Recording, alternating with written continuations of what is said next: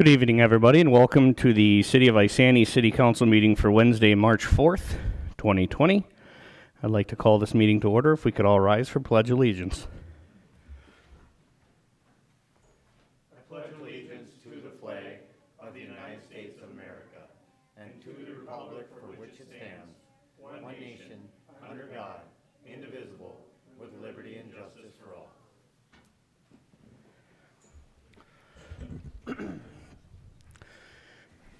All council members are present, minus Councilman Dan Collison. He did call and said he would be out for personal reasons. Any public comment this evening? No public comment. I know we have some agenda modifications, Ms. Wood. Good evening, Mayor and Council. Yes, we do. We have an addendum tonight.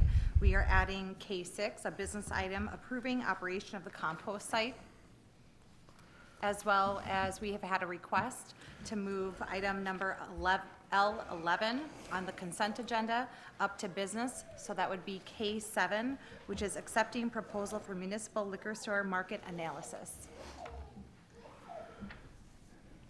Do I have a motion to adopt the agenda with the modifications? Motion to adopt with the modifications.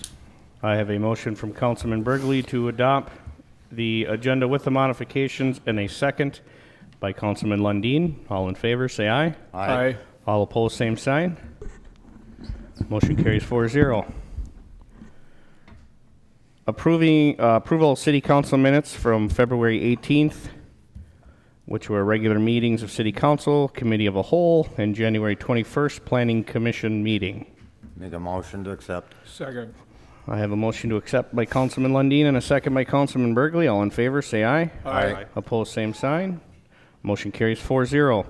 Announcements. Committee of a Whole, Tuesday, March 17th at 5 p.m. City Council meeting, Tuesday, March 17th as well at 7 p.m. And Planning Commission meeting will also be on March 17th, Tuesday, immediately following that City Council meeting. Any council committee reports? All right.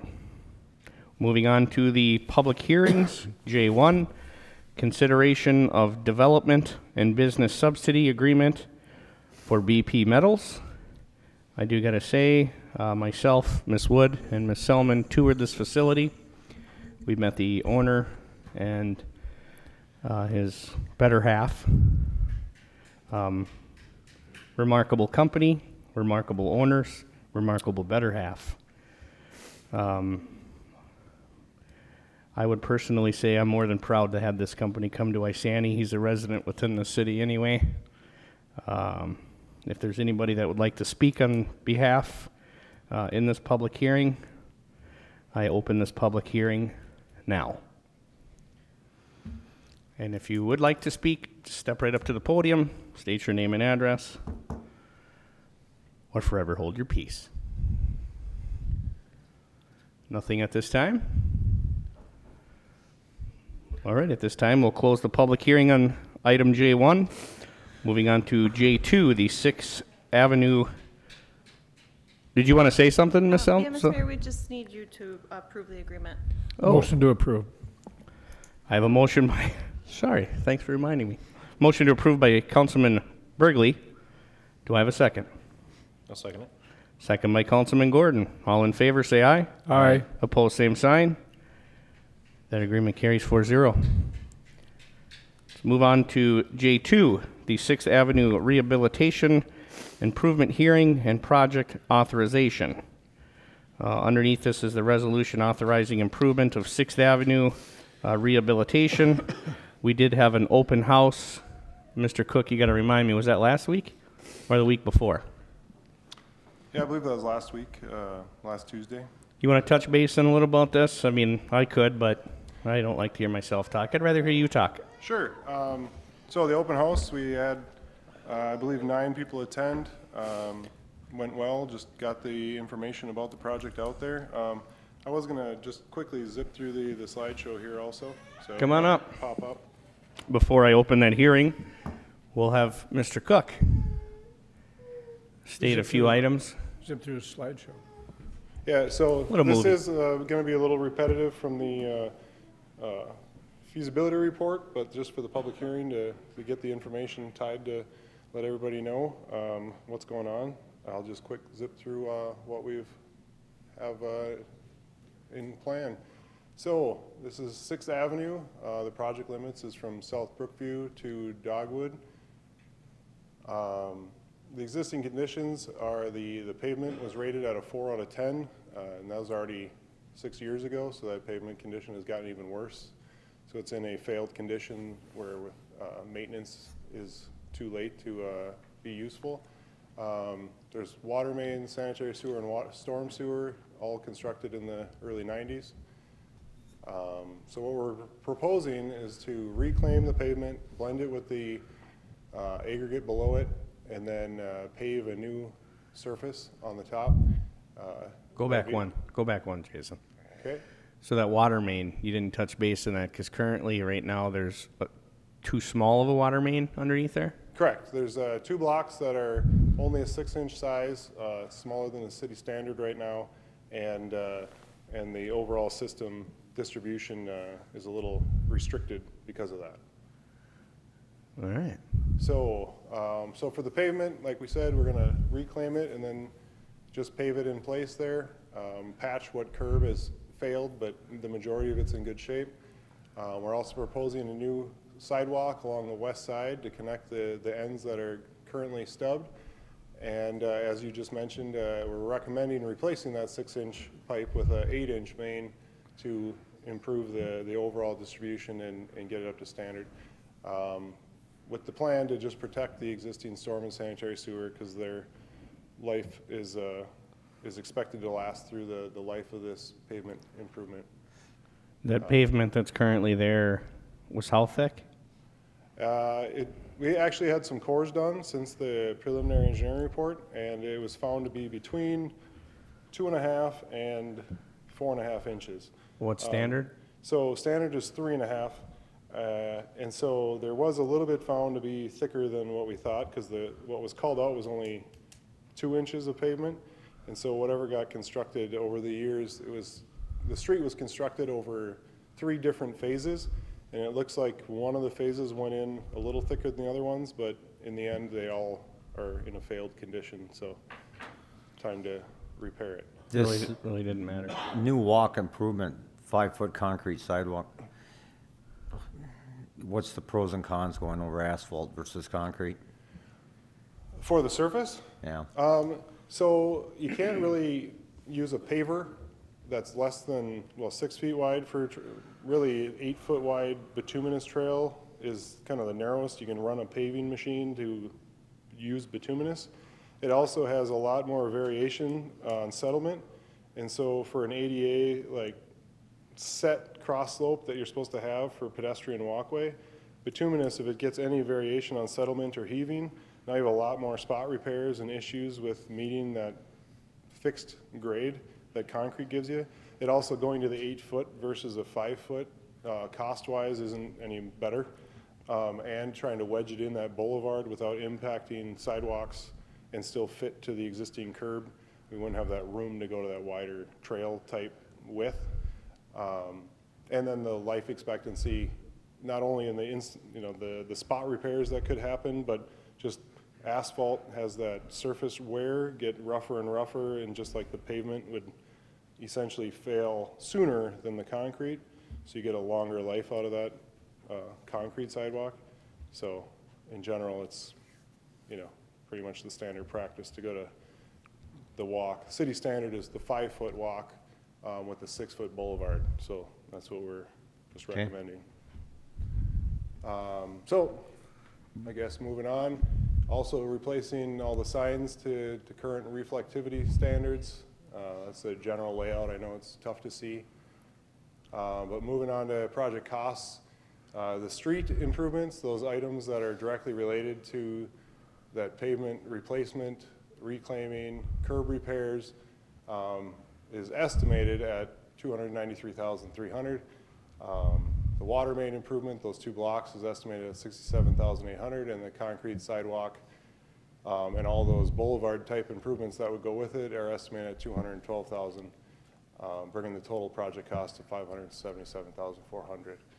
Now, of that, the purpose of this hearing today is the assessment portion, which per the city policy is 25% of the eligible street cost is what can be assessed. And so if you look at those numbers, that's only that top number is what we're talking about. The other two items are not planned to be assessed because the water main is a system-wide improvement, not a failed condition improvement, and the concrete sidewalk wasn't petitioned for. It was a city-selected thing, so that also, per the policy, is not accessible. So of that street cost, 25% can get distributed over the accessible frontage, and that comes down to our estimate of $32.57 per front foot for each of those parcels that abut the project, which brings an average of the $2,700 of an assessment to each parcel. This assessment number, those estimates are based on an engineer's estimate, and so it's going to come down to what the actual bids come in at, and then what actually gets constructed and how that compares to the actual bids. And then at the end of the season is when you would actually finalize and lock in the actual assessment dollar amount. I guess moving on to schedule, we held that open house last week there. Like we said, they had about a few attend, got information out there. We distributed over 300 letters, but we only had about 9 attendees. Now we're holding this public hearing. If the city chooses to move forward after the public hearing, that would be that authorizing the project resolution just to follow the procedure. We would plan to be able to bring the plans and specs back at the next council meeting to get approved and get advertised to get bids. We would get those bids in April, and should we receive reasonable bids and choose to move forward, construction would only take an estimated 2-month window through the summer, so we can't determine until the contractor is selected and chooses their schedule, whether they start early or if it happens later in the season. And then, like we said, we would have that final assessment hearing in November based on what actual costs were incurred. So, I guess that's all I have. If you had more questions? or Yeah, I we have a can open it up. question. So how, I didn't go to the open house. How was it received? How did you feel? I felt it was received well. Obviously, the majority of the questions were based on their assessment amount. Sure. The letter they'd received was just the range of assessments without giving individual numbers because it wasn't, I guess, technically locked into that detail yet. Once explaining that it's only assessing those street costs, that we're trying to stay consistently fair with all projects before and after on the uniformity of that assessment percentage. I felt it at least was understood as to the reasoning and how that was come to be. I believe everybody was under the impression the street is in need of the repair. I don't think there was any question of that. And I guess, I don't know, Mayor was there as well, if you had any other. I was there, Mr. Sylvester was there. You can fill any gaps, Mr. Sylvester, if I miss anything.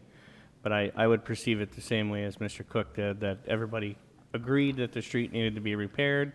They were worried about what is this costing me, what's the interest rate, was the main questions that we got. The other ones were, well, what if I had a corner lot, am I getting hit twice? And then another question, which I can fully understand because I don't know of anybody actually in the room that is made of money, so how do we pay this? You know, was the next question, and please don't rob me. So, I mean, I felt like we answered them well.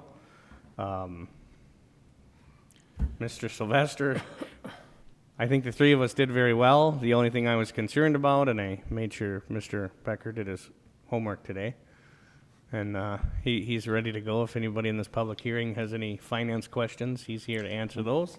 Was there any state aid funding on this project? Yes, the entire project is actually state aid eligible excluding the water main. And so the other portions of the costs are anticipated to be covered by using state aid funds. for the city. Which it would have been more than is projected here, Councilman Lundin, but because the state aid kicked in. Was it's that less. state aid funding figured into those total numbers? When you had a 540,000 or whatever it was? 570, yeah. Was it- So, correct, yeah, so state aid funds that we receive are able to be used on the street improvements and the sidewalk improvements. Okay, so is the state aid funding, is that deducted from that, or is that already deducted into that number? That would be those numbers. We The would- 297, 300, that's without state aid.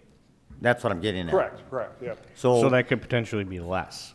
That, it will be, I mean, the budgeting that we had planned on was to use state aid funds, not general funds or street funds or any other funds to cover those costs. Okay.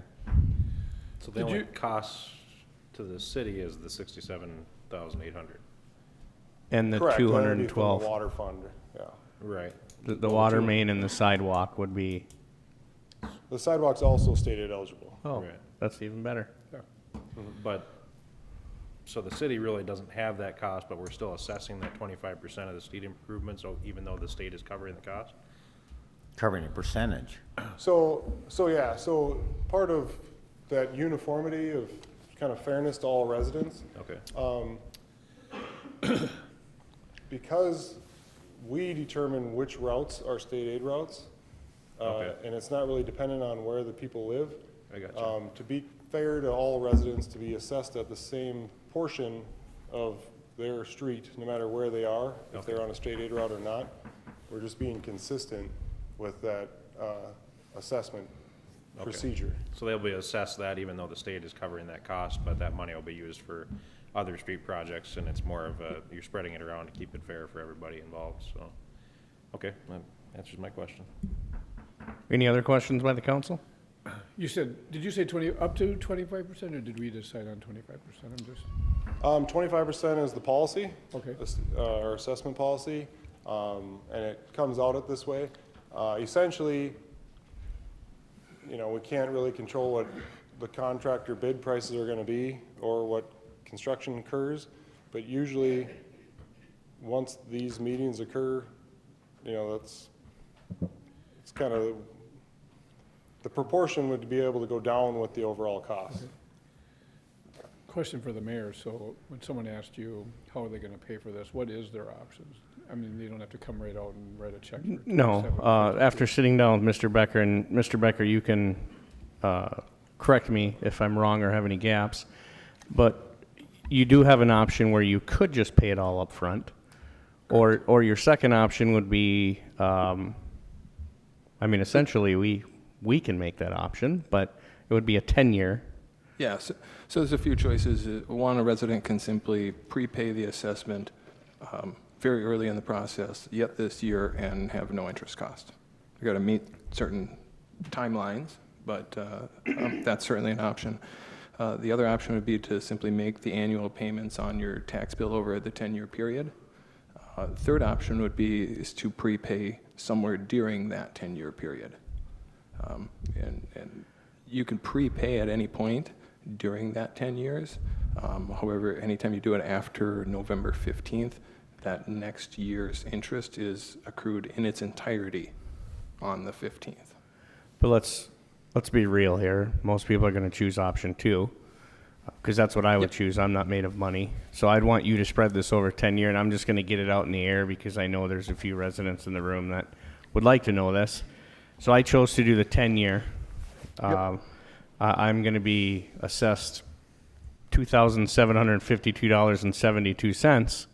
And so I'm going to have to pay a certain amount over a year for that 10-year period. What's my interest rate going to be? So the assessment policy calls for the average coupon rate on 15-year improvement bonds at our current rating. Last week when I ran these numbers, the bond market was at its all-time low. Literally, interest rates were never lower. And at our rating, 15-year average coupon rate was 1.37. And since then, it has gone down. And I would expect probably by the time we get to the final assessment hearing, it'll be in that same ballpark. So we're literally talking about interest rate that is the lowest it's ever been for anybody. So for this project, we would add 1%. So the interest rate on this project as it currently sits would be 2.37. Which is what every Is- city does throughout the state of Minnesota. They actually add more than what we're And adding. A number of cities will add more. One is broadly the consensus. The vast majority of cities would add a 1% over either true interest cost if they were issuing bonds or 15-year coupon average. Yeah. Which on $2,752, I'm guesstimating it's going to be maybe 300 to 400 to g- in interest. Yeah, to give you a perspective, so if I took the current estimate for the lowest assessment is 2442, right? That would total out to $277 annually. That would be with interest. That's the total that you would see on your tax bill annually over the 10 years. The highest assessment is 3582, and that would total out on a tax bill at $406 annually. Just for perspective, the interest rate is so low that even if you have the $3,500 assessment, you're paying $406 annually, total cumulative interest would only be $480 Because after that goes 10, down. after 10 That years. goes down every year, right? Yeah, yep, the principal and interest are flip-flops, so you're Maybe paying- not the rate, but the amount of interest you're paying. Correct, Yeah. yep, so after 10 years, even the largest assessment will only pay a total of $480 in interest. I got to get educated on this because Main Street's on our scope too, and that's mine. So I'm going to get hit with this next year, I think it is. Yeah, so this, yeah, for this project, interest rates have literally never been better in the history of the municipal bond market. I hope I'm that lucky to get that low interest rate when my turn comes. Yeah. But that interest rate changes every year, you said? Well, it's Or- updated weekly. So we're using, because we're not issuing bonds, we're saying, all right, out in the market at a AA minus rating, what is the average coupon on average annual coupon rate on a 15-year bond? Okay. And so that's going to be reevaluated by Northland Securities on a weekly basis. They continue to get information, so each week they know a new number. And last week it was 137, this week it's already less. But at some point I got to draw a line in the sand and say this is the kind of estimate we'll use, but. But I'm saying, so every year, it's for the whole period of 10 years, it stays with where it was started at? Oh, yes. Okay. We don't ever Yep. raise that. It's not gonna change on the November 15th No, or once we something like that. go to the It's- final assessment here and we lock that in, Okay. the terms, I send the terms over to the county, they'll run the schedules. Now, I know how their schedules turn out, so I can predict these things, but, yeah, once we send over the terms, that 237 that's it. So, Any other finance questions? Because I got one more for Mr. Becker and myself, or Mr. Cook, sorry. Because I want to do this when they redo Main Street, is I'd like to redo my driveway. So what if that happens in this, for instance? What if somebody on 6th Ave wants to redo their driveway when we redo the street? So for the project, we're restricted to the right-of-way that we're doing our work in. That's just where we have the right to be and do the improvement. And so those costs are usually included in the street cost and distributed, to everyone uniformly. But once you get to the right-of-way line, if you were wanting to do a replacement of your own driveway, it would just be. From I the guess, right-of-way back to the house. up to your apron of your garage? Yeah, you'd have to get in contact with the contractor and just ask them for a price, because it'd be their prerogative, I guess, to give you a price to complete that work. While they're in town, it's common to get a pretty good price because they're doing the work, but we can't control any of that, and that would be a private deal between the homeowner and the contractor. What's code, the width of somebody's driveway? I'm not 100% on the code.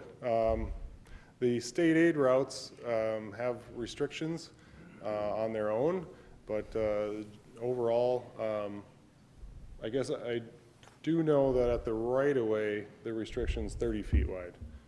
I thought it was 32. It's 30?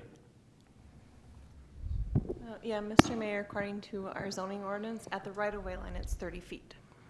So what if they went 30 feet at the right of way and then went wider as they went up? Fine. They could? Yep. Okay. All right. Any other questions, gentlemen? All right, well, at this time then, I'll open the public hearing. If anybody would like to speak or ask a question on this matter, you can stand up to the podium, just state your name and address for the record, and ask away.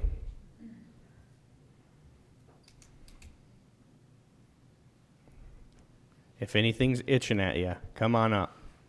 I have a question that's not happening in my family right now, but it may. So are you saying from the road right away? State your name and address for the record, sir. Lake Penzimus, 28117 Polk Street. Thank you, sir. So are you saying from the right of the, from the center of the road up your driveway, a certain portion would be tarred? The right-of-way would be, it normally consists of from curb line to how far up, Mr. Cook? Well, citywide, the average right-of-way is 66 feet wide, so it'd be 33 feet from center of road. You know, there's a lot of assumptions there. The road's centered in the right-of-way, you know, various right-of-ways are only 60 feet wide. But the improvement of a driveway isn't required or paid specifically for somebody to that line, like in just a random case. In a project that's being run by the city, if we're impacting the driveway, we'll replace how much is impacted up to the right-of-way, because the right-of-way is what is the municipal, you know, area that they have the authority to do work in. And then once you hit the right-of-way line and go behind, it's now private property, and the city doesn't have the authority to go modify it. So essentially built in your cost, you have cost built in to go up somebody's driveway to the end of the right of way line. Hit the button on that mic, would you, Blake? Perfect. So in this project, because we're putting a sidewalk in, we have to fit the sidewalk to the driveway. And so we have to reconstruct from the back of curb to the sidewalk, that's 6 feet. So basically there'd be an apron reconstructed of the driveway. And then the sidewalk where it passes through the driveway would be thickened so that it doesn't crack from driveway use, vehicle driving. And then the backside would be limited to that last 2 feet or 3 feet from the sidewalk to the right-of-way line, and that would be to patch in the new sidewalk grade to the driveway. So everybody that's paying this fee gets a part of their driveway and their sidewalk new as well? Only if it's impacted by the project. Not everybody will be impacted by the project. But if you are, yeah, it'll be, what's impacted will be replaced. Okay, that was my question. Thanks. Thank you. Come on up, state your name and address for the record, sir. Ryan Ingberg, 600 Cedar Street. I guess a few things is, one, I'm one that's worried about money. My driveway doesn't even, it falls on Cedar Street, doesn't even fall on 6th Avenue, but yet I still have to pay the cost. And my neighbor who uses this road on a daily basis multiple times gets away scot-free, right? So then what happens 5 years from now when Cedar Street gets done, and then he gets hit, but I still get hit again. So now I'm paying whatever, and then I get hit from Cedar Street.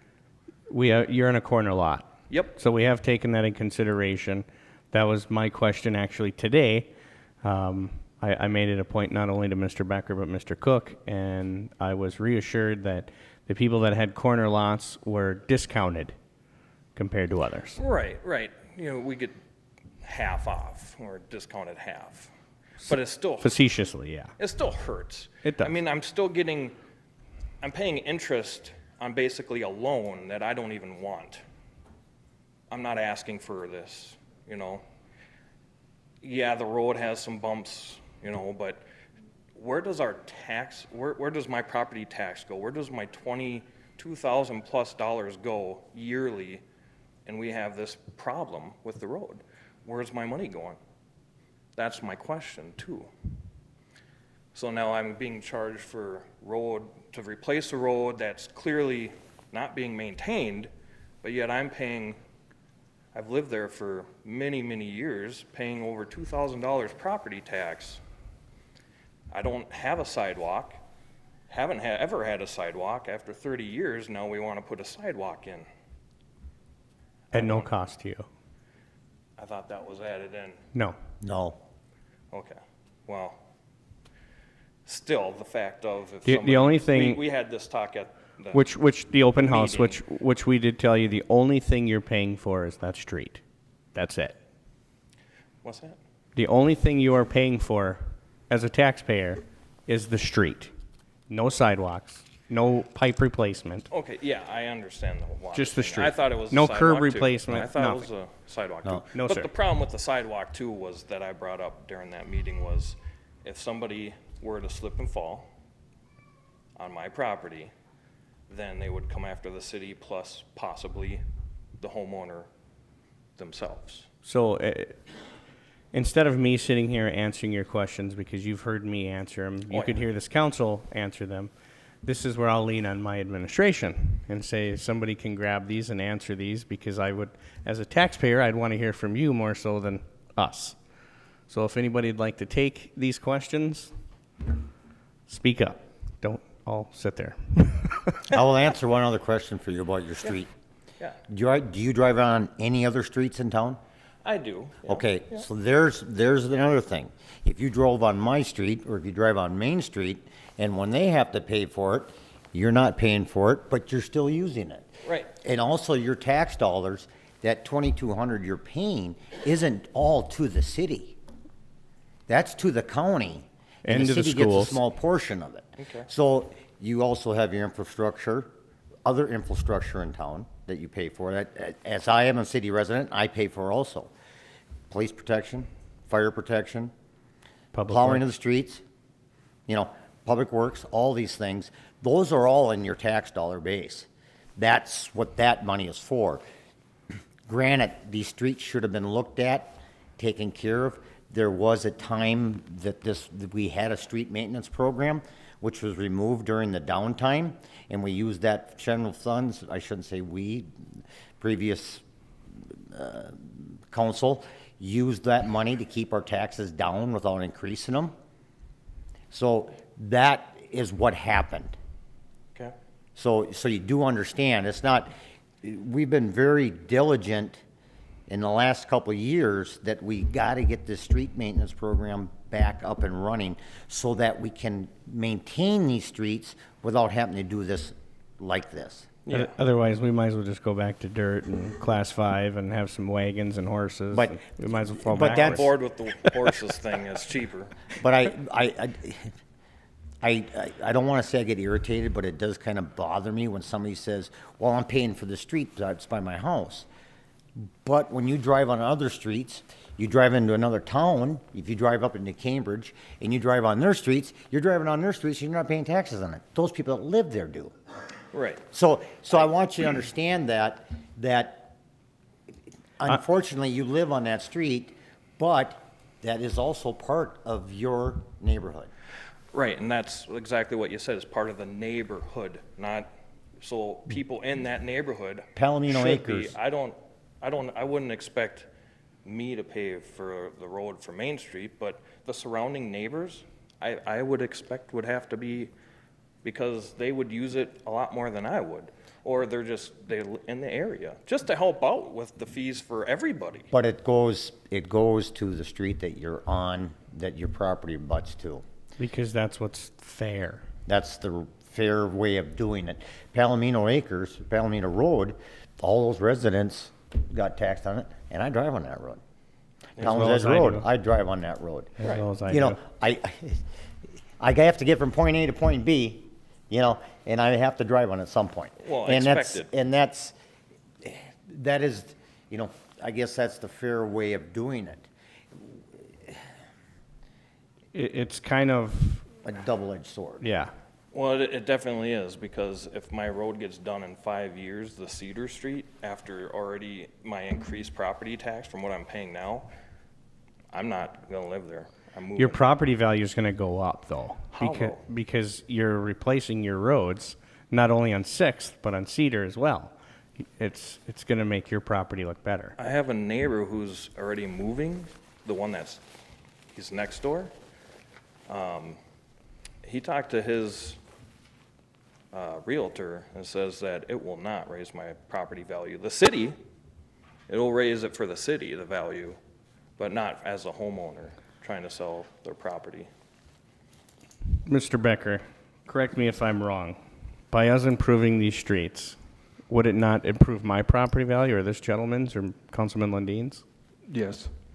So there's a couple of things that kind of all kind of hit two birds with one stone here is, when we talk about assessments, assessments are not something that a council can just dole out to anybody. Statute clearly dictates when assessment to a property is allowed and when it's not. Put in very simple layman's terms, you have to have a benefited parcel in order to apply an assessment. And the assessment cannot exceed the benefit. So if the benefit to your parcel is a maximum of $2,500, the assessment cannot exceed that amount, right? So not only, as Councilmember Undine pointed out, not only does it just at its face seem fair, right, that we all drive on roads that are not our own and benefit, and it seems fair, but state statute would dictate that you can only assess a benefited parcel, right? And so we go through this at the end of the year when we talk about administrative citations and delinquent utility bills. Again, we're only talking about assessments that apply to a specific parcel and have a benefit. And as far as property values, market value that you see on your tax bill on an annual basis is determined by the county assessor's office. The county assessor's office is charged by statute to set your market value between 90 and 105% of the actual market value. So they do research, and they do identify comparables, and they look at what the market is actually bearing out on those. And if you feel that your market value isn't right, maybe your market value is at say 200,000, you don't think your house is worth anything more than 150. Each April, that is your time at the Board of Equalization meeting to contest that value at the county. So the point that I'm trying to make to you here, sir, is it is going to raise your property value, number one, when you're doing 6th Avenue. And then it's possibly going to raise your property value a little more when you do Cedar Avenue. Okay.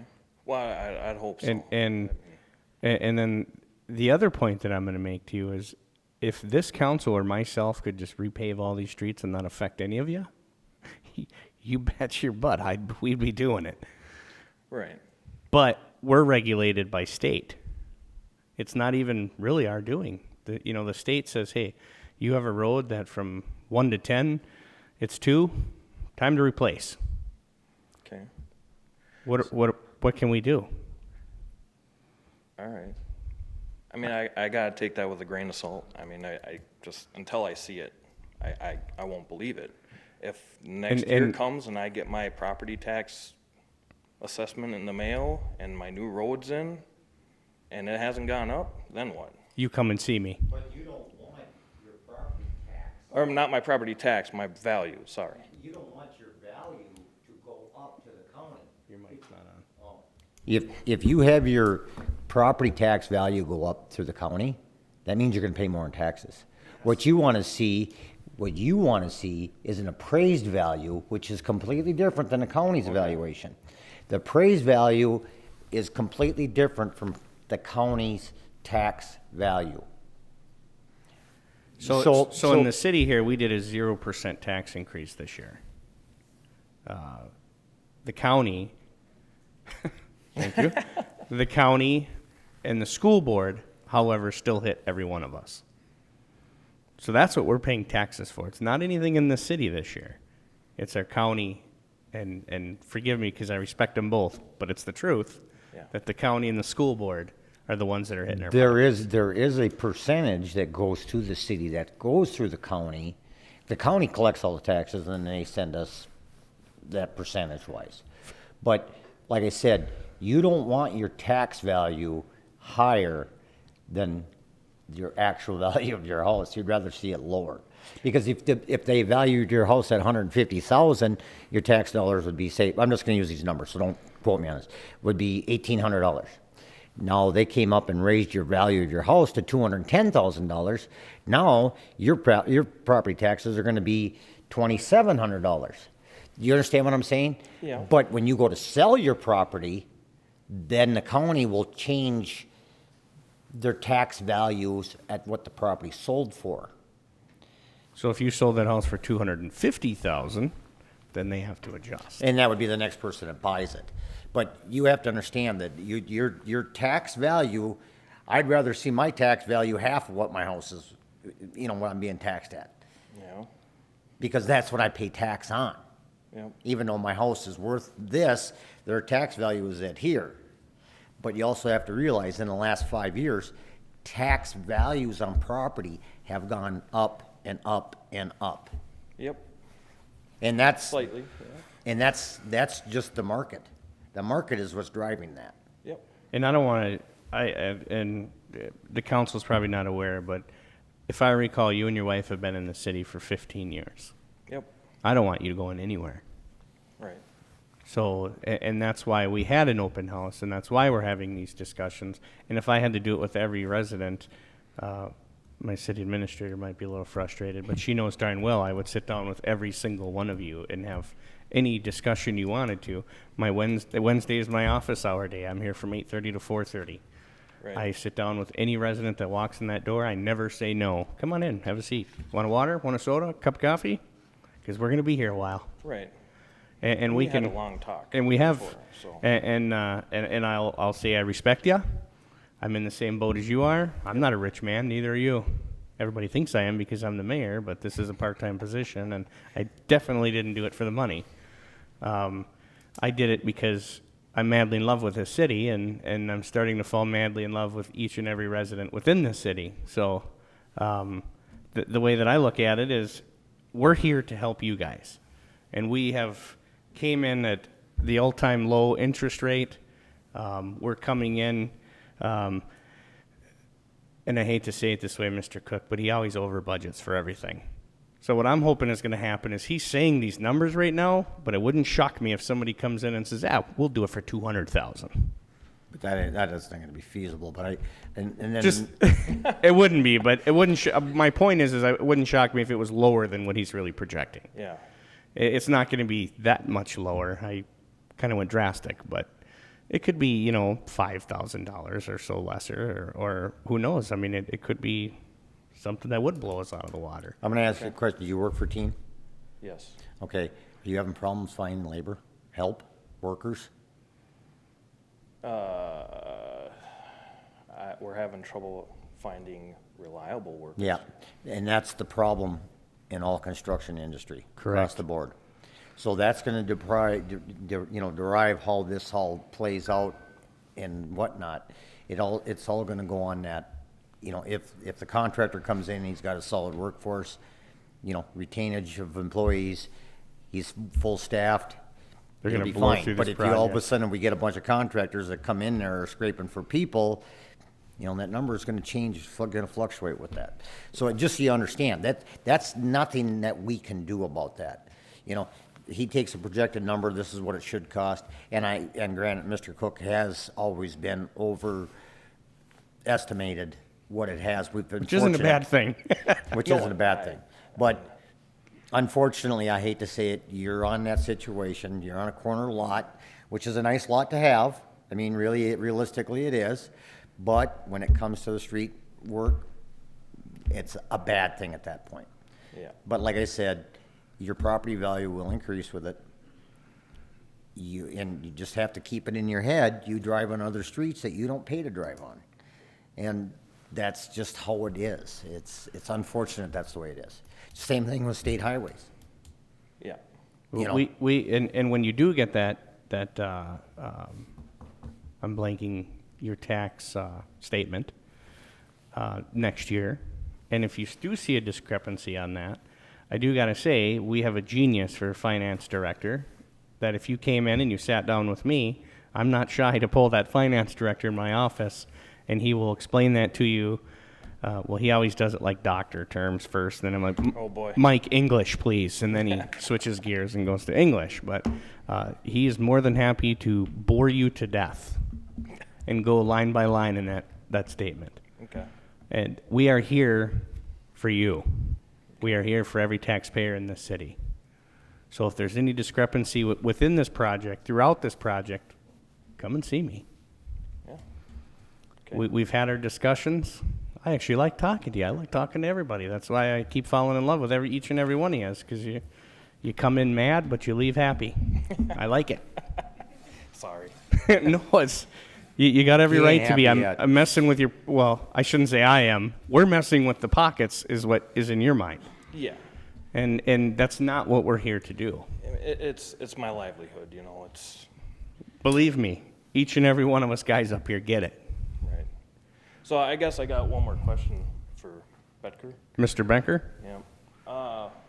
So we're at the all-time lowest interest. How long would it take to finalize this to be locked into the lowest rate? I mean, are we looking at We set the rate on the assessment the day of the final hearing. Okay, So right now we are at, November? yeah, it would be in November. Be the so final what hearing. he's saying is, can we hurry this up so we can lock that in? Is what I'm getting out of that question. Yeah, exactly. I suppose theoretically there's some wiggle room on that. Just to understand though, my expectation is that rates are going to continue to go down. And even if they do start to tick up, this isn't a situation where we're talking about a difference between it's 1.37 now and it's going to suddenly become 3.37. Municipal bond markets don't work that way. I mean, you see changes over weeks or months of 0.1%. You know, that's generally the type of change that you see in the bond market. But yeah, we can, there's some flexibility on moving that forward, and we can look into that. Yep, see what fits into the schedule, and yep. Yeah, absolutely. All right. That's all I got. Thanks, guys. Thank you, sir. Thank you. Thank you. If you would state your name and address for the record, young lady. Hey, I'm doing good. Kristen Lorsong, 311 6th Avenue Southwest. We'll get to the driveway. I knew you would. The sidewalk, is that going to tear up my grass? I mean, I know the sidewalk's going to take that grass away, but what about the grass on each side? Right, so in the plan is to re-sod from the back of curb to the sidewalk, and then from the back of the sidewalk to whatever it takes to tie back in to the Okay. existing grass. So it'll be resodded. Sodded. Thank you, I have that answer for my husband. Okay, trees. We're losing a tree. And my understanding is they're not going to be replaced, is that correct? That's correct. They're just the trees that are in the right of way are the ones that we. Did the husband want it replaced? Yeah. We've been there 19 years, it's huge. Not gonna get into our taxes are gonna go up and all that, but it's a tree. We've already paid to put other ones in. If we're trying to make Isani look nice, replace a tree and make us happy. How many trees are we taking out in this project? Did we calculate that? Yeah, I don't have the number in front of me. I believe it's less than a dozen. I don't know exactly. That's still high. 15 is what I have listed, actually, so.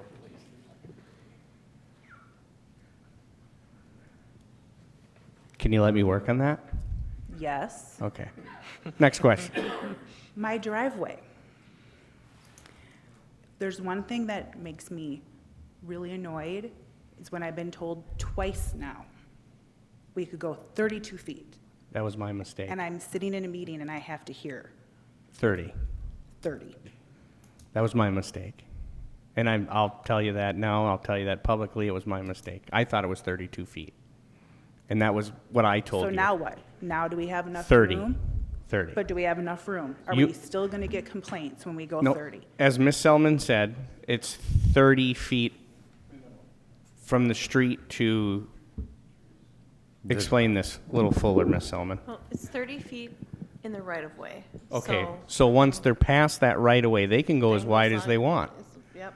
So You just in have the to right-of-way, you maintain have to stay some at 30 yard, feet. But I'm going to Yeah. do the whole yard at this point. I'm sorry. you have to maintain some yard, but yes. it No. can go- So you can because go I as know wide what as your you want. husband wants, okay? In that right of way, you'd have to stay at 30 feet.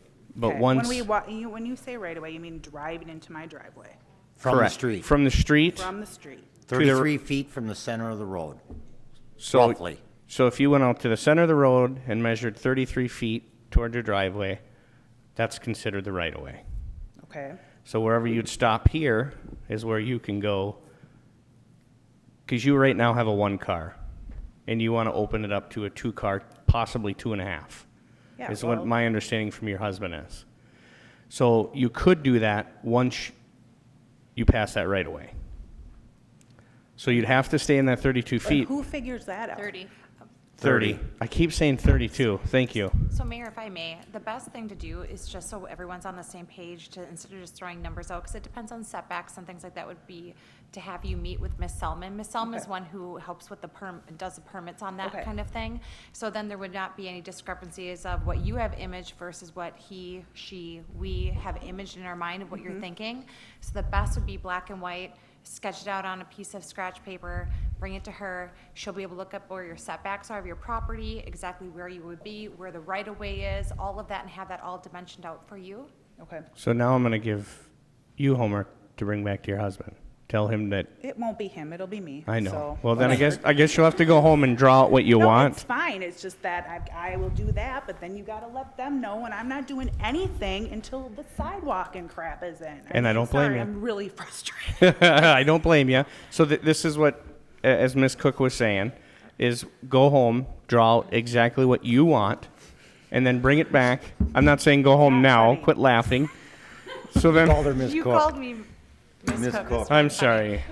But to let you know, the buck stops with her. So it doesn't matter what anybody else says. It does not. She's the one who actually. So you bring your drawing to Miss Selman. I got that I'm right. not gonna bring a drawing, don't you have, I mean, what would I, If you, don't that way have you a get an drawing. idea what you have, your property I'll address. take a picture. I mean, I Okay, don't take have a a picture. drawing. This So is Ms. so Selman- frustrating. No, Ms. Selman would be able to print off an image of what it, from, on Yes. Beacon, on the county Beacon. If you look at your house, it kind of shows where your driveway is, Yep. maybe even shows where you've been driving, depending on the time of year when the picture was taken, the aerial. She can print that off for you, and you can just sketch right on there, here's what we'd Perfect. like to do. And she'll be able to look at that, evaluate it against all like the zoning regulations, and give you a really good idea of, yes, you can do it. Here, no, you can't do that, but you could do this instead. Very good at that. My only mistake was I told you 32 feet, but it's 30. And 30 feet is a lot wider than you think it is, though. and my It apologies might for be, saying but 32. you haven't had all the complaints I've had in the 19 years that we've lived there, so. Now, well, some people need just to, if they got a complaint, come to the city and they can Well- tell them this is where it's at. Well, they did. I knocked on their door Yes, personally, he did. But I But mean, we've been there. which I'm not seriously, beyond it's- doing it to anybody. Sometimes people need to just stay home and worry about their own house. He said that, not me, but That's, You know. still, I will say that anytime. All right, so, we'll figure it out. replace grass, I need a tree. I'll hold the mayor's feet to the fire on that tree, Kristen, so. And I believe that he will. And you got Mr. Gordon shaking his head too, so they will. All right, and I will contact you. Thank you. Her card is out in the hallway on the window seal. I would grab it. So you have her direct number and name. Any other comments on this project? Hopefully we've answered everybody's. We're not here to upset or anybody. We're here to work with you, so. None at this time. I will close this public hearing then. And we will move on to, 2A. Mayor, motion to, 2A? Yeah, correct. 2A. I make a motion to approve. I have a motion to approve 2A. Do I have a second? I'll second it. And a second by Councilman Gordon. All in favor, say aye. Aye. All opposed, same sign. Motion carries 4-0. Moving on to K1, the ordinance amending number 720, adopted on January 21st, 2020, entitled Peddlers, Solicitors, and Transient Merchants. Ms. Wood. Thank you, Mayor. As was discussed by council at the city council meeting on February 18th, it was to add in an exception excluding tax exempt and nonprofit organizations from needing to obtain a permit for those three items, transient merchant, peddler, or solicitor. So that has been memorialized within this document here, ready for your approval. Can we also add K2 in there, or do we need to do these separately, Ms. Wood? We'll do these separately from Okay. 1 and 2. Motion to approve.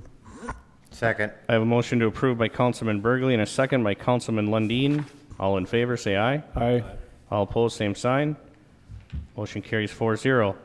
Resolution adopting policy to waive specified fees for qualified nonprofit and tax-exempt organizations in the city of Isani. Make a motion to approve. Second. Motion to approve by Councilman Lundin and a second by Councilman Burgley. All in favor, say aye. Aye. All opposed, same sign. Motion carries 4-0. Ms. Wood, can we bunch K3, A through E all together? Yes, we can. Okay, good. I would want to entertain after you read that, I want to ask the chief something, that's all. K3 is the liquor license and pawn shop renewals.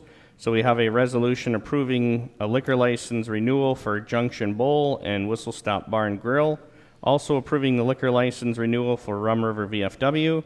And a resolution approving the liquor license for Wintergreen's Golf and Grill. And a resolution approving the liquor license renewal for Thunder Brothers Brewery, which I hear is doing great, by the way. And a resolution approving the pawn shop license renewal for Northern Pawn Incorporated. Chief Myers, you have any issues with any of these? No, part of the approval was to review just the prior year's call volumes, and there was nothing that was outlying from or concerning from other years. Okay, I make a motion to approve. Second. I have a motion to approve these 5. 5 items by Councilman Lundin and a second by Councilman Burgley.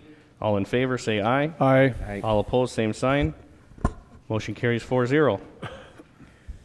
Resolution granting an extension to the recording of final plat Legacy Pines Second Edition. Ms. Wood, would you like to cover that? We'll have Ms. Selman do that. Or Ms. Selman, better yet? Thank you, Mr. Mayor. We have in our ordinance that when you get receive final plat approval, you need to record that document within 90 days of approval. Legacy Pines Second has asked for an extension on that, and because this 90 days would be on Friday. So they're asking for a 60-day extension. We see that typically when approvals happen in the winter, they don't want to record it and then pay all those taxes and fees when they can't develop. So they just kind of had their timing off a little bit. So I recommend approving the extension. It doesn't do anything for us as far as fees or anything goes. Make a motion to approve. Second. I have a motion to approve by Councilman Lundin and a second by Councilman Burgley. All in favor, say aye. Aye. All opposed, same sign. Motion carries 4-0. Just to fall back, I did fail to mention on the liquor license renewals, let it be put on record that there are representatives from each and every one of those businesses within the audience right now. So I appreciate, one did leave, sorry I didn't. Yeah. He's that's from fine. Wintergreen. But I appreciate you guys showing up to this. It shows us importance that you, in fact, needed this renewal. All right, moving on to K5. The resolution amending the lease agreement with Rum River BMX Special Event Paid Parking Agreement. Mr. Sylvester. Mayor and members of City Council, we've talked about this a few different times now, and the one thing to discuss on here is the loan request that came from Rum River BMX to secure their national events. And after we did a little more research on that and talked to the city attorney, he informed us that we don't have the legal basis to grant them that loan. We also talked about doing a 75-25 split with them, and we agreed to do we changed that to a 50-50 split in parking revenue fees. So what we're proposing is to do the 50-50 split on Tier 2 events, and Tier 1 events do a 50-50 split, but after they have secured their $8,000 that it takes them to get that national event tier, the 50-50 split would come in after they have paid that or got those parking revenues back. So essentially, what you're saying here is, I think I've had, how do I put this? I mean, at the beginning, and I hate to fall backwards, but at the beginning, we did say we were going to help BMX and loan them this money. Now the attorney, which is a different attorney now than it was then, is telling us we should not. So let's facetiously say that they go out, we don't give them this money, they go out and find this $8,000. We're giving them the opportunity to make this $8,000 back before that 50/50 kicks in. That is correct. I did reach out also to Rum River BMX, and they were okay with finding the $8,000 to get the event here and then do a 50/50 split after that. Which I do see a representative from Rim River BMX in the audience. Was that in fact true? You can step up here if there's anything you want to say, Sean. You're good? Everything he's stated is true? You're okay with everything? Motion to approve. So after you get your $8,000 back that you essentially loaned from or were given, probably not from the city. Probably not. Then once that $8,000's paid back, then the 50/50 would kick in, and you're more than happy with that. You guys are being more than generous. We'll make it work. Any questions or? Hard work that you guys did on this. That's what we're here for. That's what they're here for. Any questions or comments by the council? Motion to approve. I have a motion to approve this by Councilman Burgley. Do I have a second? I'll second it. Second by Councilman Gordon. All in favor, say aye. Aye. All opposed, same sign. Motion carries 4-0. Motion to approve the consent agenda. With that, Wait a minute, we got have one to more. pause. No, we have to pause because Two other business items, Mayor. L11 was You actually, got K6 first. oh, I'm sorry, you're right. K6 was the amendment to the agenda, which was the approving the operation of the compost site. Mr. Sylvester, if you wouldn't mind covering that and explain your human error that you made? This had went to council to have the compost site hours be open on Sundays throughout the season and then open on Saturdays for the first 3 Saturdays and the last 3 Saturdays. This is to switch that so the compost site be open throughout the summer on Saturdays and be open the first 3 Sundays in the last 3 Sundays of the season. That was the only It's the only change. mistake that was made. That's correct. You're human, Mr. Sylvester. Thank you. But that is your one for the year. No, I'm kidding. I'm kidding. Make a motion to approve. I'll second it. Motion to approve by Councilman Lundin and a second by Councilman Gordon. All in favor, say aye. Aye. Opposed, same sign. That resolution carries 4-0. Now moving on to L11. We did move that to a business item, and that was a resolution accepting proposal for municipal liquor store market analysis. Councilman Gordon, if you'd care to cover why you wanted this poll, sir? I just don't want to spend the 7,000 that the market analysis will take when I don't think that we should spend the money on building out a new liquor store to begin with until we're debt-free from all the debt that we have already. So that's the only reason I wanted to pull it out, was just to say that I think spending that 7,000 when I don't think we should spend the money to begin with is not a wise idea. So We did go from 30,000 to 7,000, which that's a huge drop. we did. Doing this analysis is essentially going to show us, should we rebuild, should we expand, should we remodel? It's a market analysis. I mean, it's going to And I cover think- everything and and I think anything. When we have the money to do those things, then we should do a market analysis, but until that time, I don't think it's worth doing that when we don't have the cash to build on or add on to the liquor store or build a new one, so. And Mr. Becker, I believe that you were looking at finances for this liquor store. I guess what I would ask you is, Councilman Gordon is saying we don't have that money, and I don't know that What? that's, I think, if I may, Mayor, I think Councilmember Gordon is saying we don't have the funds to actually do an addition or do a move of the liquor store, not the 7,000 for the study, but to actually do something with the liquor store. right, and I understand that, but my question is from what Mr. Becker and I had spoke about, and I thought you said it to the council as well, that where there was a will, there was a way, and something was going to be kind of shifted, so to speak, and what I would add to this conversation is there are two types of debt that a city carries. One is general obligation debt, which is paid for through a tax levy. So there's a direct line between any resident's tax bill and that debt being paid. The other kind of debt is revenue debt, right? This is debt that by and large is going to be issued by an enterprise fund, so water, sewer, liquor store, and is paid through the revenues of that entity, not through tax levy. So there's a caveat between the two.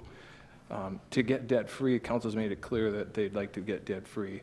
I'm a huge supporter of that, but I would draw a big distinction between paying off general obligation debt and revenue debt, right? Additionally, understanding what should or should not happen with the liquor store is going to inform a series of other decisions that we've talked about at goal setting, whether it's the fire hall lease, where the PD may or may not end up. If PD is going to move out of the other building so that the fire department can purchase that, where does PD go? Do we want to spend $2.5 million on a public works police department building? Could they end up in the liquor store, current liquor store, so that we build a new liquor store? All these different options. From my perspective, I would rather spend the $7,000 and have that and be able to make a better informed decision on all of those other projects than to not spend that $7,000, especially when we're talking about the potential of spending $2.5 million. I see that as a worthwhile investment to be able to make a great decision. I also see that $7,000 being spent on this analysis. It isn't going to vary that much in 5 years.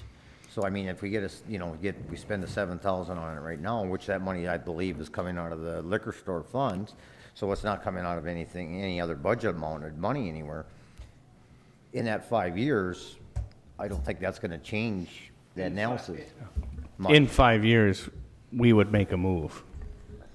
Well, I mean, I think, and I understand what Mike is saying about, the different types of debt that we carry and that the enterprise fund can pay for the liquor store expansion and that type of thing too. But that money right now is coming to help offset some of the tax that we would have to charge if we didn't have that money. So we can say it's coming out of a different pot, but in the end, it all comes out of the same pot. And spending that $2.5 million on the fire station, or not the fire station, but the police station, all of those things I think should be saved for after we are out of debt. And I think that, our plan right now is to do that by 2032, I think, or.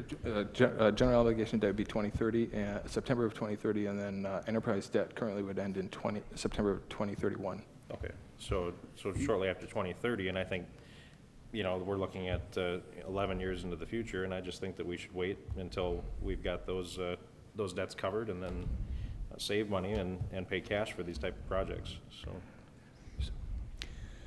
But I still think the analysis is something that we can look at. I think that's something we should look at anyway. That if nothing else, it'll put the whole issue to bed on expanding or building new. And that's been an ongoing thing for 4 years. Since I've been here. I've been on the liquor store committee before we went to this committee on the whole thing, and I've seen the numbers, and John's taken that liquor store to the maximum. It's got to end somewhere. I've heard that from Mr. Becker many times when we met over at the liquor store and talked in our liquor store committee and that type of thing. And as I respect you as being the watchdog on spending here in the council, and I've always appreciated that out of you, I'm going to respectfully disagree, just because I think that because the liquor store does pump so much money into the city, we should maximize that money by figuring out what can they do, how can they provide even more profit to the city, and I think this will show that. So, And that's a key point. But I guess I look at the bigger picture, as Mr. Becker was saying, is this is actually going to answer questions of what are we doing with police? What are we doing with fire? It's all going to line us up to future decisions that we're going to make. And without this market analysis, we ain't going to know nothing. And I don't disagree that there's a value in that. I just think that the time to do it is not until we're ready to actually look at doing some of those other things. In 11 years, Councilman Gordon, our police department will outgrow that building. In 11 years, that fire department will be bursting at the seams. in 11 years will be maxed out in the liquor store. But if you gave John more room over there, he's going to just gain more money because that's just John. He knows the business. And that analysis will also tell us how much more profitable he can be with expanding it. Tells How much everything. more it would be if he built a new store. And I'm not one to build a new store. I'm all for 100% adding on to it. That's gonna be half the price and probably give him just what he needs. So I think that market analysis will give us a place to start on it. And when's the last, do you remember when the last time the market analysis was done? Yeah, I was just going to talk about that a little bit because, of course, I have some thoughts from this bouncing around in my mind. The Dakota Worldwide is the company that did the last one. They did that in 2006, which is why we're able to get the great price this time around because they're really only updating, right? They've already got some core data. The market study that they did in 2006 said that if we built a new store on the east side of 65, that they projected John's sales would grow, well, at the time it wouldn't have been John, but liquor store sales would have grown 150% within 3 years. If I took 150% right now on $3 million of sales and said, okay, I know we're going to get to 4.5 million within 3 years, in that scenario, I could continue to transfer $350,000 to the general fund and still have roughly another $200,000 to $225,000 to pay debt service. That amount of money toward debt service would cover roughly a $2 or $2.25 million project. At which point we've preserved that transfer out of the liquor fund into the general fund and helped to keep those taxes down, but also maximized our benefit for the future. That's not to say that's all going to happen, but those are the types of things that I think we really need to know. And if it only costs $7,000 to know, have enough information to make great multi-million-dollar decisions, I think that's a good choice. I think it's $7,000 well spent. And Mike, wouldn't you agree that we're probably pretty close to maxing out that liquor store? Oh, I think. Oh, we've already maxed it. we've been well over. I would say this. Well, we sat through the liquor store committee, that's why I asked Mike. Yeah, and I've overseen another very successful liquor store in prior employment. Here's what I would say.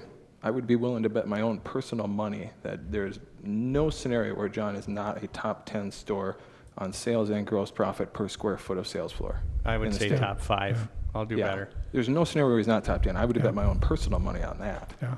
And if he's that darn good, and I think the council is right. I mean, there does come a point where you say, this is the amount of sales area I have, the amount of square foot and sales area I have.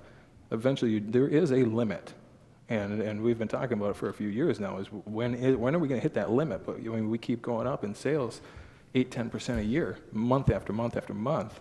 I mean, there will come that point where, John just cannot squeeze any more juice out of that turnip.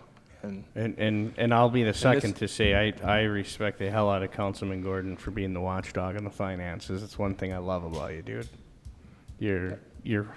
You're always knocking out that back door, and I like it about you. Yeah. But I think this would be $7,000 well spent, and it's going to give us A lot of unknown answers. that we will possibly make $1 million decisions in the future. And the only other point I'll make is I think we owe it to John. John's done such a good job with this, and he's behind this.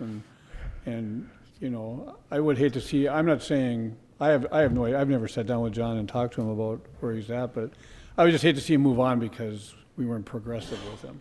Or supportive of them. I agree. And so I say, let's spend the $7,000 because he's done such a great job with this. And he's one of the reasons that we can take $350,000 a year out of the liquor store and put it into the city I've budget. stolen the famous line from that old movie Field of Dreams that if you build it, they will come. Yeah. Yeah, it was not that many years ago that the transfer out of the liquor fund was only $125,000. I mean, it wasn't that long ago. I mean, John's grown that at an incredible amount of money. And I've been a huge advocate, and Mr. Becker, I think you've heard me since the first day I walked in the door, that if you gave the guy more room, he's just going to give the city more money.